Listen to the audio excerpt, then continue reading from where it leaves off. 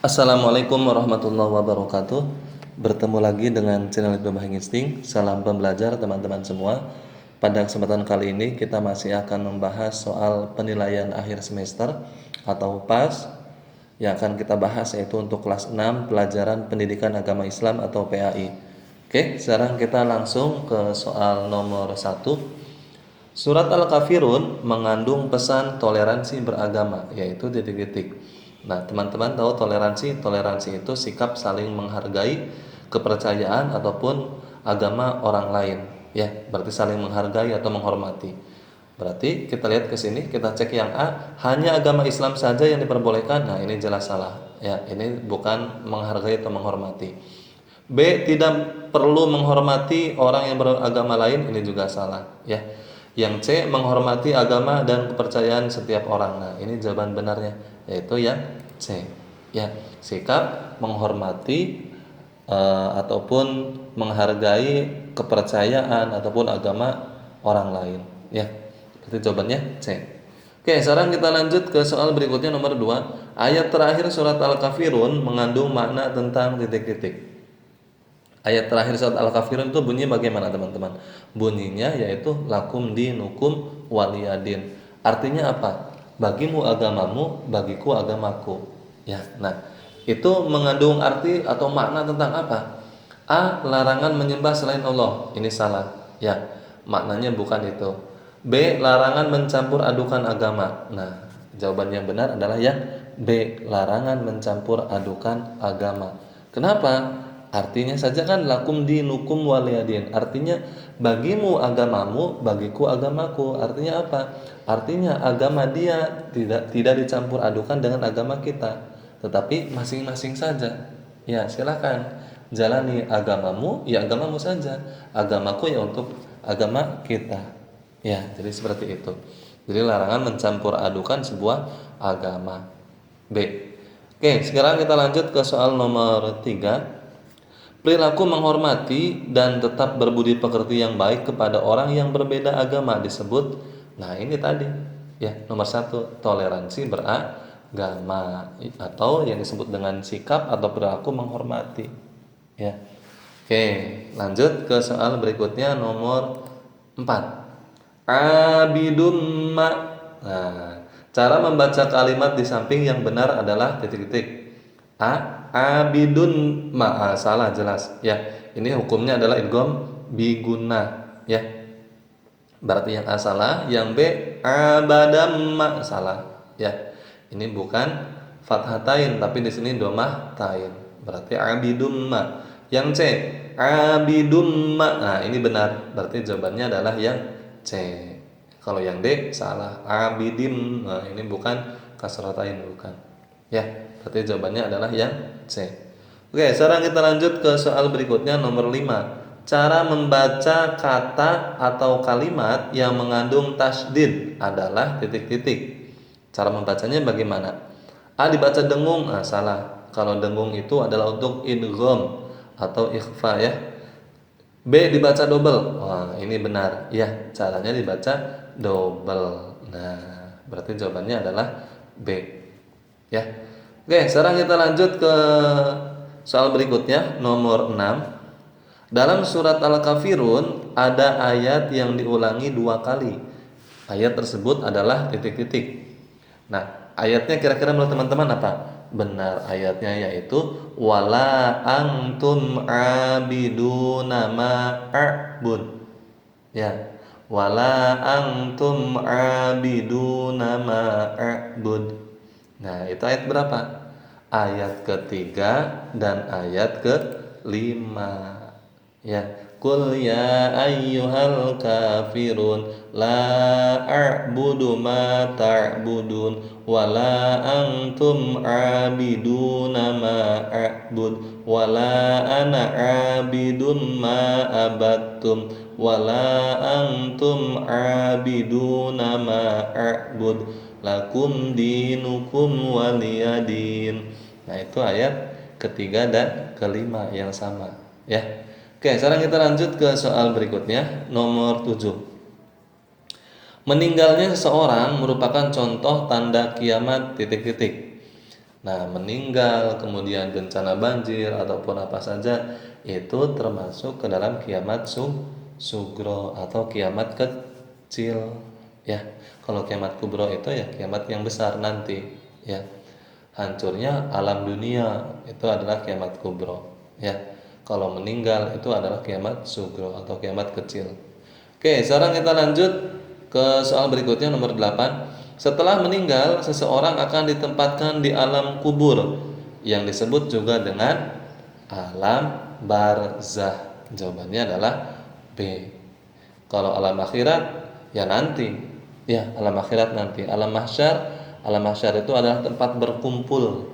Ya, nanti. Berarti ketika di alam kubur itu disebut dengan alam barzah. Pembatas antara alam dunia dengan alam akhirat. Ya. Oke, sekarang kita lanjut ke soal berikutnya nomor 9. Dengan percaya kepada hari kiamat, sikap kita yang benar dalam kehidupan sehari-hari yaitu titik-titik. Nah, kita iman nih kepada hari kiamat, kita percaya adanya hari kiamat. Nah, sikap kita itu bagaimana? A. Hidup seperti biasanya, ya jelas salah ya. Nah, ini bukan hidup seperti biasa saja, jangan ya. B. Bekerja keras untuk mencari banyak uang. Nah, ini juga salah karena hari kiamat itu bukan uang yang dipersiapkan ya. C. Memperbanyak ibadah dan beramal soleh. Nah, jawabannya adalah C. Ketika kita iman kepada hari kiamat, kita percaya akan adanya hari kiamat nanti, maka yang harus kita lakukan adalah memperbanyak ibadah dan beramal soleh. Ya, C jawabannya. Oke, lanjut nomor 10. Ngerinya keadaan di padang mahsyar menyadarkan kepada kita bahwa setiap perbuatan akan dimintai pertanggungjawabannya. Oleh karena itu, hal yang perlu kita renungkan adalah titik-titik. Nah, ini di padang mahsyar ya, nanti kita akan berkumpul. A. Orang lain bisa menolong kita di hari kiamat. Nah, ini salah. Orang lain tidak bisa menolong kita. Ya, baik itu orang tua ataupun siapa saja tidak bisa menolong kita di hari kiamat. B. Hanya amal kitalah yang bisa menjadi penolong di akhirat. Nah, ini benar. Ya, yang bisa menjadi penyelamat, yang bisa menolong kita hanya amal kita waktu di dunia. Ya. Nah, jadi tergantung amal dan perbuatannya. Berarti jawabannya adalah yang B. Amal, hanya amalah yang bisa menjadi penolong kita di akhirat. Ya. Jawabannya B. Kalau C jelas salah. Pada akhirnya setiap orang dijamin masuk surga, salah. D. Semua amal akan sia-sia, juga salah. Ya. Oke, sekarang kita lanjut ke nomor 11. Dalam surat Al-Qari'ah, seseorang yang timbangan amal kebaikannya lebih sedikit daripada amal keburukannya akan ditempatkan di titik-titik. A. Neraka jahanam. Ini bukan ya. Al-Qari'ah mal Qari'ah wa ma adraka mal Qari'ah. Yauma yakunun nasu kal farasil mabthus wa takunul jibalu kal ihnil manfus. Fa amma man saqulat mawazinuh fahuwa fi 'ishatir radiyah wa amma man khaffat mawazinu fa ummuhu hawiyah. Nah, itu. Nah, berarti jawabannya C. Nah, hawiyah. Ya. Seorang yang timbangan amal baiknya lebih sedikit daripada amal buruknya, ya dia akan dimasukkan ke dalam neraka hawiyah. Ya. Oke, sekarang kita lanjut ke soal berikutnya. Nomor 12. Ditiupnya sangkakala oleh malaikat merupakan akhir dari pertanda. Nah, ketika sangkakala ditiup oleh malaikat Israfil, itu akhir dari pertanda apa? Kiamat kubro. Ya, akhir dari kiamat kubro. Nah, ini ya. Oke, sekarang kita lanjut ke soal berikutnya. Nomor 13. Allah akan selalu menerima tobat seorang hamba kecuali atas dua keadaan. Yang pertama adalah ajal dan yang kedua adalah titik-titik. Jadi Allah itu pasti akan menerima tobat manusia kecuali ketika dia sudah dalam ajal ya, ataupun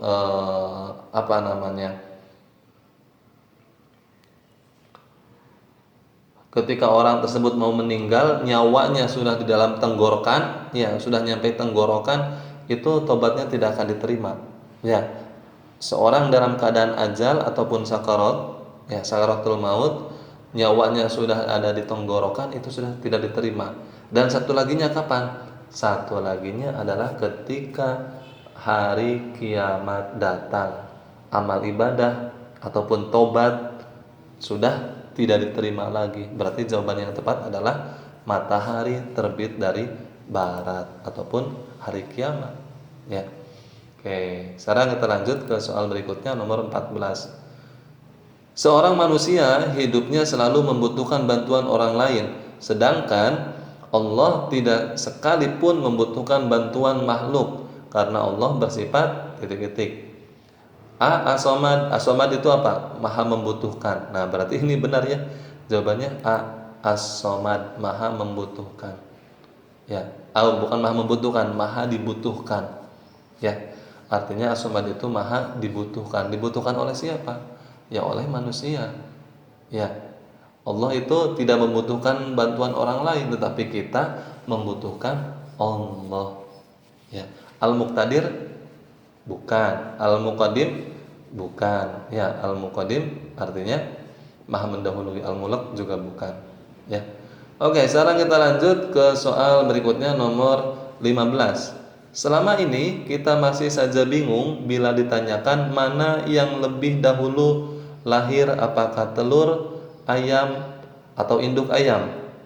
Ya, walaupun begitu kita mengetahui bahwa tidak ada satupun yang lebih dahulu daripada Allah karena Allah maha mendahulukan atau yang disebut dengan Allah itu maha terdahulu, yaitu Al-Muqaddim. Ya, Al-Muqaddim. Kalau Al-Mulk maha merajai, Al-Baqi maha kekal, As-Somad maha dibutuhkan. Berarti Al-Muqaddim maha mendahulukan atau maha terdahulu. Ya. Oke, sekarang kita lanjut ke soal nomor 16. Allah maha berkuasa atas segala sesuatu, sedangkan kita tidak pernah mengetahui hasil apa yang kita dapatkan dari sebuah rencana. Walaupun begitu, sikap kita yang benar adalah titik-titik. Tetap berusaha dan optimis. Nah, benar, ini jawabannya yang A. Ya, walaupun kita tidak tahu apa hasilnya nanti, tetapi yang harus kita lakukan adalah untuk terus berusaha dan selalu optimis atau percaya diri. Ya, berarti jawabannya yang A. Kalau yang B bermalas-malasan, ya ini sudah jelas salah. Yang C tidak perlu belajar, ini juga salah ya. Yang D bekerja dengan santai, ini juga salah. Yang harus dilakukan adalah walaupun kita tidak pernah tahu hasilnya apa, tetapi wajib atau harus kita berusaha dan optimis atau percaya diri. Oke, sekarang kita lanjut ke soal nomor 17. Dalam menjalani hidup, kita sebaiknya berperilaku fastabiqul khairat, yang artinya titik-titik. Fastabiqul khairat itu adalah berlomba-lomba dalam kebaikan. Khair, ya itu kebaikan, baik. Nah, berarti jawabannya adalah yang B, berlomba-lomba dalam kebaikan. Ya. Kalau yang A berlomba-lomba dalam keburukan, ya salah. Ya, yang C rajin mengikuti lomba yang berhadiah, ini juga bukan. Yang D berlomba dalam bekerja, ini juga bukan. Fastabiqul khairat itu artinya berlomba-lomba dalam kebaikan, ya. Oke, sekarang kita lanjut ke soal berikutnya nomor 18. Zakat yang baru akan diwajibkan setelah sampai nisabnya disebut zakat mal, ya. Zakat mal atau zakat harta. Kalau zakat fitrah, ya zakat fitrah sih hanya dilakukan ketika menjelang Idul Fitri atau bulan Ramadan. Ya. Oke, sekarang kita lanjut ke soal berikutnya nomor 19. Untuk menghitung berapa zakat peliharaan seperti kambing dan sapi, maka syaratnya harus sudah titik-titik. A mencapai nisabnya. Nah, ini benar ya. Yang A jawabannya, mencapai nisabnya. Ya, ketika kita mempunyai sapi, ya, sapi ataupun kambing sudah mencapai persyaratan yang sudah ditentukan, misalkan sapi atau kambing misalkan sudah mencapai 100, maka harus dikeluarkan satu. Nah, itu namanya nisab atau ukurannya. Ya. Kalau misalkan sapi berapa nisabnya? Nah, harus dikeluarkan berapa? Nah, itu adalah nisab ukurannya, ya. Kalau sedikit hewannya ini bukan sesuai hitungan zakat mas, jelas beda ya antara hitungan zakat kambing dan sapi dengan emas itu beda. Ya, berarti jawabannya adalah mencapai nisabnya atau ukurannya. Oke, sekarang kita lanjut ke soal berikutnya nomor 20. Pak Alan memiliki seorang istri dan 4 anaknya. Jika tiap-tiap orang memiliki kewajiban zakat fitrah senilai 3,5 liter beras, berapakah total wajib zakat yang harus dibayar oleh keluarga Pak Alan? Oke, berarti ini ada berapa nih anggota keluarganya? Ada Pak Alan satu, terus ada istrinya dua, kemudian 4 anaknya, berarti 2 tambah 4 ada 6. 6 dikali 3,5 liter. Berapa tuh? 21 liter beras. Berarti jawabannya adalah C. Ya. Jadi kalau ada hitungan seperti ini tinggal dihitung ada berapa jumlah anggota keluarganya, kalikan dengan berapa liter. Kalau uang kalikan dengan harga uang. Ya, paham ya? Oke, sekarang kita lanjut ke soal berikutnya nomor 21. Berikut ini adalah orang yang tidak berhak menerima zakat adalah titik-titik. A. Fakir. Fakir justru ini fakir berhak. Ya, ada 8 yang berhak menerima zakat itu 8 orang. Yang pertama yang fakir, miskin, kemudian orang yang dalam perjalanan musafir, ya dan lain sebagainya.